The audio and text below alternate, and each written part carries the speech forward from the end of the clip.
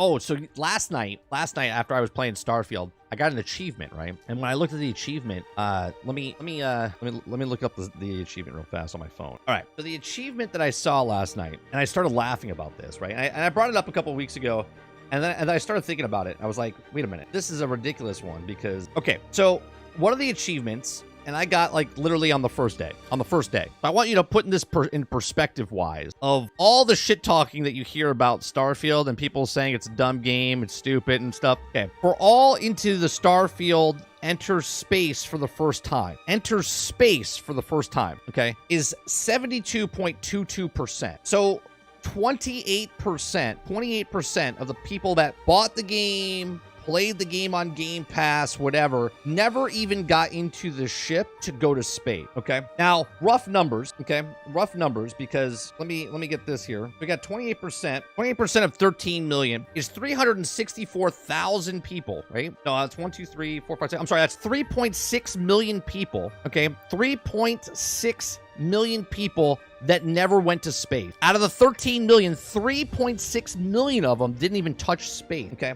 Here's another achievement that I thought was pretty funny as well.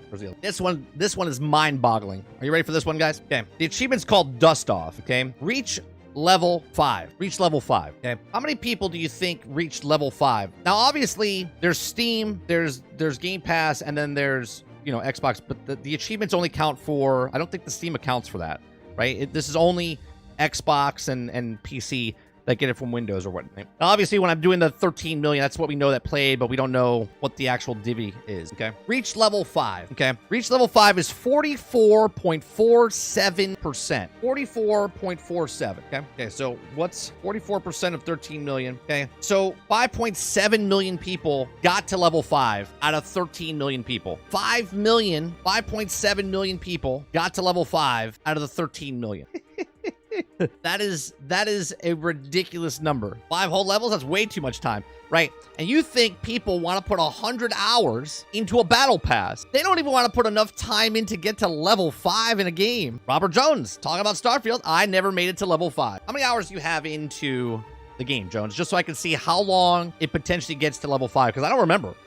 Probably 2. Now, did you purchase the game, or did you just play it on Game Pass? It was kind of boring, but I hope it gets better. And I paid full price. Oh, Lord. Jones, you are now a statistic.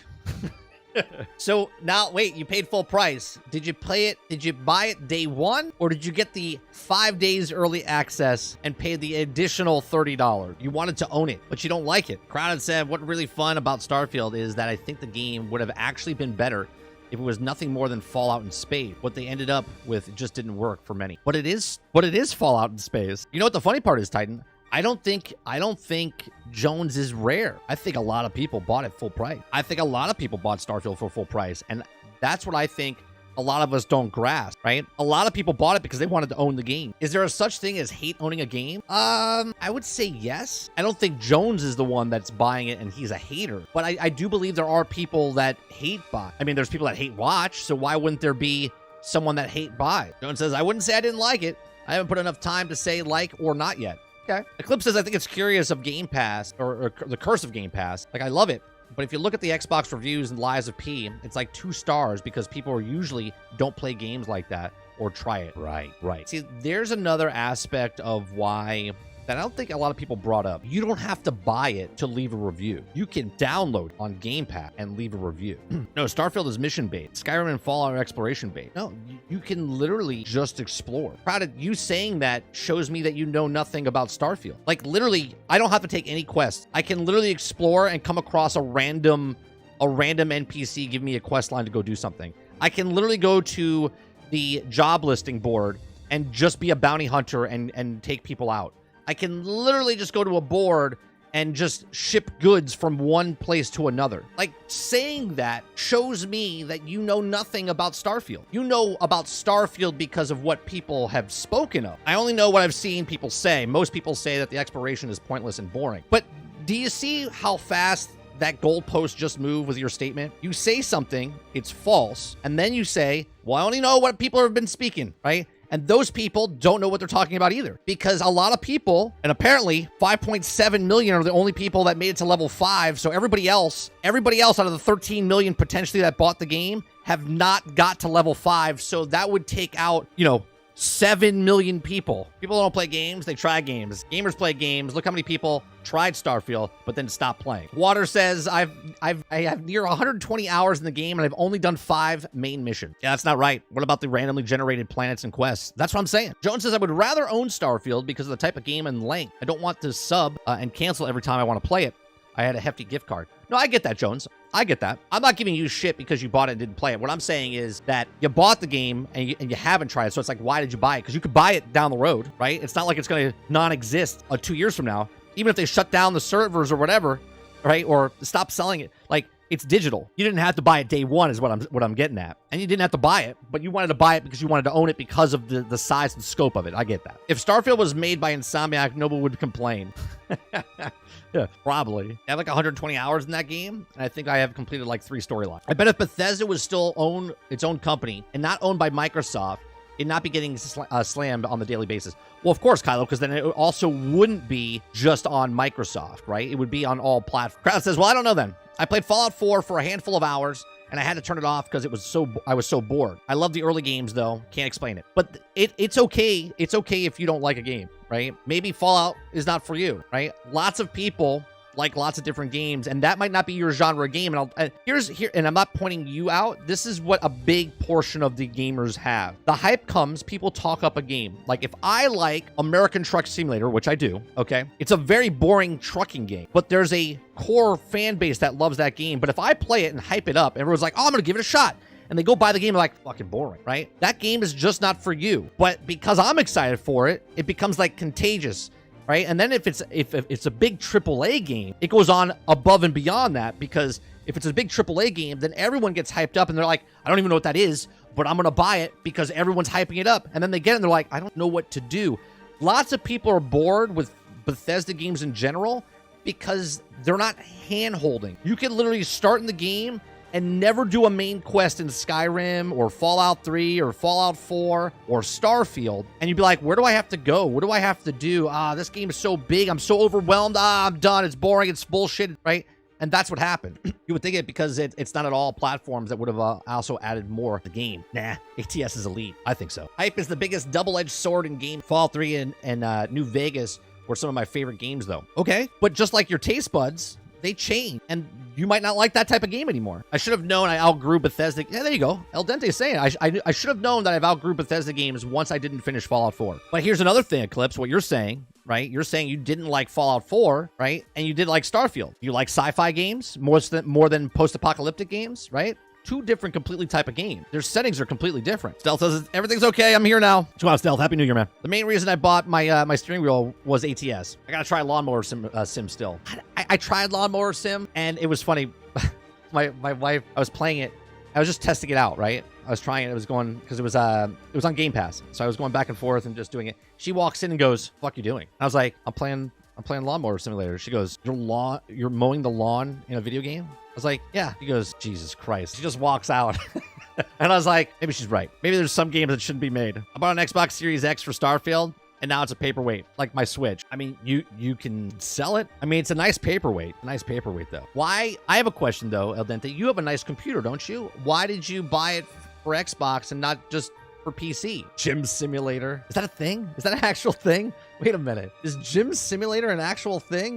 Gym Simulator is an actual thing? Oh, you're like a gym owner. You're a gym owner. Okay. I thought like you were just like a guy that's like working out in a gym. I was like, what the hell? I can accept that. Like house flippers or anything else like that. That's fine. Because they said they were making it for Xbox, so I assumed the best experience was going to be on Xbox. Okay. Up next, YouTube Simulator. There actually is a game called YouTube Simulator.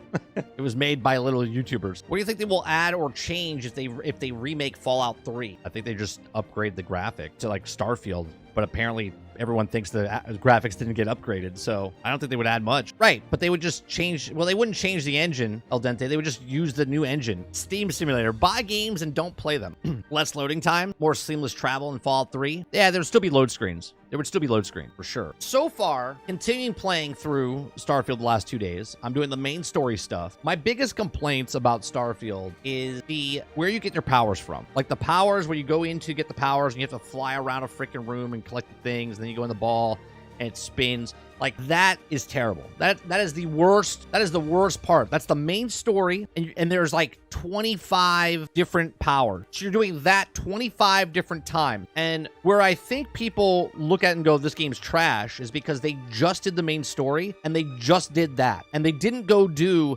the other things, right? I have 167 hours in the game, and I never touched the main campaign. And now I'm doing the main campaign, and I have to say, it's not a bad story, okay? But I do like the side stories better, okay?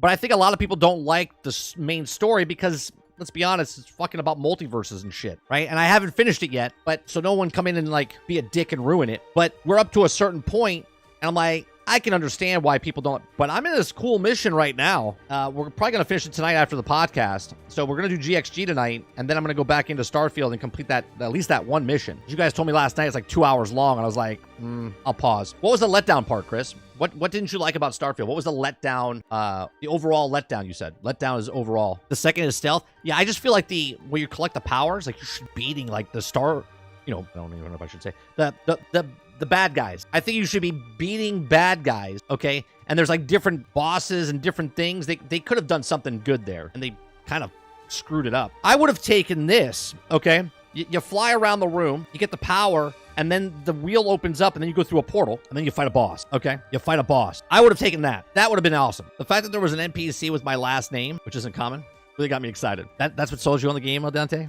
The NPC, you're like, I'm getting this game. I'm getting this game. This game has my last name in it. I'm sold. Travis says, do you think it's fair to saw Starfield suffered from it took us this long to get basically the same game syndrome? No, because the implement part of you saying it's the same game, it's not. It's a completely different game, and sure, it's Fallout in space, but it's if someone likes fantasy and someone likes sci-fi and someone likes reality, right? There's like these different genres of game. Not every game has to be, just because you liked Fallout doesn't mean you like Skyrim. Just because you like Skyrim doesn't mean you like Fallout. Just because you like Fallout and Skyrim doesn't mean you're gonna like Starfield. Right, Sarge, right? You like fly through, you go through a portal, you got the power, and now you use that power against the boss, right? And then you learn how to use the power. That would have been awesome, but that's not what they fucking did. I just finished playing Cyberpunk 2077 Phantom Liberty's seamless transition between building cards, missions, cutscenes, dialogue, etc. I know Cyberpunk was hot trash at first, but it really sets. I understand that, right? But that where you say at the very end there, I know it was hot trash at first, but 3 years later, right? They fixed it. I'll just take that same sentence. Not saying that's going to happen to Starfield, but it could. And when it does, we could be saying the same thing. And this is why I don't think it's fair. One, because it's a completely separate game engine, right? And their game engine is so bad, right? CD Projekt Red decided that they were going to drop their engine so they can go play with Unreal Engine, okay? So they know how hard it was to develop with that, and hence why all the bugs and glitches happened in Cyberpunk 2077, and that's why CD Projekt Red was like, yeah, we should probably change. Now, should should Bethesda do the exact same thing? I'm going to say probably, but the fact that you can still do stuff in this game gives what Starfield, Fallout, Skyrim, because of that engine, you get what you get with Bethesda, and it's unlike any other game. It's the same game as Bethesda games, but it's unlike any other game that's out there. Boss. That brings up enemy variety. Isn't as good as Fallout and Elder Scrolls. Like, people shit on Ubisoft for making the same game every year, but Bethesda takes 5 years' time and makes Bethesda work. Starfield is just Fallout in space, same avatar as Far Cry. It's not the same. I don't understand. It could happen to Starfield. Could go away of Anthem. Only time will tell. Well, the Anthem thing that you're bringing up, Travis, I think is a bad comparison, considering EA forced the game to use a engine that they didn't want to use, which was the Frostbite engine. And they didn't know they didn't know what Anthem was until 4 years into the cycle, when they showed the trailer at E3 and were like, that's the game we're going to make, right? there's a lot other problems there than saying that it could go the way. Like, Bethesda's been around for 30 years. I've not played enough of Starfield's main campaign. I went back to play and finish my Mass Effect game. What do you think it will get realistically added to Starfield to make it a far better game? But why does it have to be a far better game, right? I mean, if we take what critics say for all games, remove the title of Starfield. Everyone takes the official game reviews of Metacritic or whatever else, and it's scored an 86. It's scored an 86. These are facts. Okay. User reviews and stuff are subjective, and same with the Metacritic score, subjective based on Metacritic. But Metacritic is the score that the industry uses. Okay. So if it hit an 86 and Cyberpunk hit an 86, why do they have to make it better? If you don't like it, then it's not your type of game, right? And trying to shoehorn you try to like it, right, is not going to change. Now, fundamentally, they could change certain things and make it better seamlessly. Could they get rid of the load screens a little bit? They're only 3 to 5 seconds long. I think the biggest, longest one I think I waited for was 8 seconds. Okay, sure. Could they add a vehicle to the ground so you get around faster? Sure, but then that also makes a lot more problems because then you're getting around the map faster, and then you're gonna hit the boundaries faster, right? Then you'll see people, no, I can't even get my car across, and they'll complain about that. Okay, so I don't think they have to keep adding things to change the fundamental what the game is. I think the game, what it is what it is. That's the game they shot to make. And that's what they made. Now, to make it better, add more story. Different factions, different things come in. Maybe they bring an alien race in. Maybe because it's a multiverse, they bring in a completely different timeline. I mean, I don't know. There's 1,000 things they could do. Starfield can't fix their engine capabilities. I had fun. I played 100 hours, but because I had fun, I don't play games to hate. I play games. I play games I like. Like you, I just wasn't next-gen title I wanted. Okay, change it to improve upon Starfield. But improve upon Starfield, if I'm taking it from a perspective of if I'm a game developer going, okay, we got this many people that played the game, we got the core base people that we're playing because they have the numbers, we don't, right? And I'm like, well, how do we get these core player base to keep playing, right? Because it's about time, right? They already made the money. Now it's about the time, right? They're going to be putting the creation engine or creation kit in. They're going to be the modders are going to come in. And if a modder left, that's like the biggest modder ever, there's going to be another person that never modded before in their life. They're going to come in and they're going to make something and make a name for themselves, right? Tissue, pull tissue, next tissue, okay? So there's going to be people that were famous for Skyrim mods that now people will get famous for Starfield mods, okay? This game is not going off. It's not going anywhere, okay? It's going to be around for years and years, okay? And the memes will be here for years and decades. They fundamentally just add more content. All of a sudden, a new DLC comes out. It's in this quadrant of the system. Maybe a system that you didn't go to before, or you did go to, but you didn't explore all the planets. And now all of a sudden, a settlement happens on one of the planets, and now it's a new story to go over there. People that are playing that game are playing the game because they like Bethesda's storytelling. Now, Travis doesn't like that because he doesn't believe they have storytelling. So it's not his type of game. So why would they try to market towards Travis? They wouldn't. They're marketing towards the people that actually play their game. It's exactly the same thing, 30. If people are going to shit on Ubisoft for being the samey, then shit on Bethesda because they're also samey. Doing otherwise, and it don't meant you, I mean, period, is hypocrisy. But that's what I'm saying. Why are people looking at this game as different than any other game? They make certain games. Insomniac made Spider-Man. Is Spider-Man Miles Morales supposed to be different than Spider-Man? Is Spider-Man 2 supposed to be different than Spider-Man 1 and Miles Morales, right? This is a brand new IP, and they're taking everything that they learned from Skyrim, Morrowind, Oblivion, Fallout 76, right? And they're making it into a sci-fi over here. So why wouldn't that be the same? What if it's the same because it is, right? And again, I could be completely wrong here, but Skyrim and Fallout could be in the same universe, and Starfield could be in the same universe as well. Hence why this art style is the same. Now with the multiverse, they could 100% be connected. Sarge says, I'm trying to understand the fundamental difference in the argument that Starfield is not good because their game engine. But AC game makes the same game in a different time period every 2 years. Every year, I think, isn't it? I think the problem is that the engine feels dated.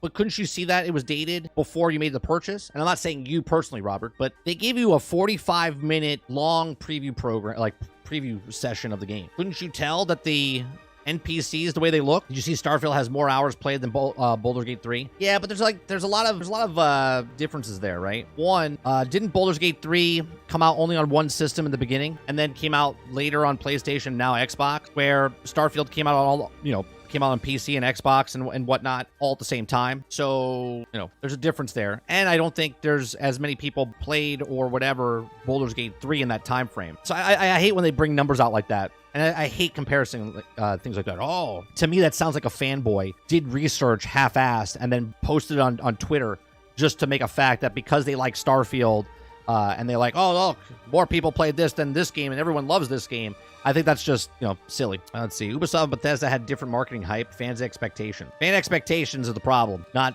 the game itself. That goes for any game. Take Starfield out of it. Fans' expectations are the problem, not the developers making the game. Now, don't get me wrong. Me and Sarge, for years, talked about Destiny. We're like, oh, the potential. Marvel's Avengers. I was like, oh, the potential, right? And they just didn't do it. But I still played those games. I was just disappointed that they didn't hit what I thought they should hit. But then again, it's what I thought they should hit, not what they could hit. Like, my expectations were not hit. Well, most people's expectations are not hit. If you bring your expectations down to a normal and not get super hyped up for your expectations, you'll have less frustration, right? Less expectations is less frustration, right? And that's not lowering my standards in any way, shape, or form. It's being reality of what is that game looking like, okay? Right? We did this even back in the day when Ultima Online came out. I was like, you could do anything? Could I be king of the game and everything, right? Like, I was imagining things that you couldn't do. But man, it would be cool if you could do it, right? And those are the expectations. And if they don't hit those expectations, then you get disappointed, right? And you get frustrated because you don't like something because it didn't hit your expectation. Crowded. Yeah, but Mike, Destiny 2 is releasing episodes. It's going to be totally different. For real this time, right? No, right? So the expectations I had after I played Destiny 1, I was like, oh, what they could do with this, and they never hit that mark. So I lowered my expectations and said, you know what, I'm done with this, because they're never going to do that, so I'm just done. Oh, for sure, Sarge. I was just using it as an example, like, where our brains went, what you could potentially do in that game.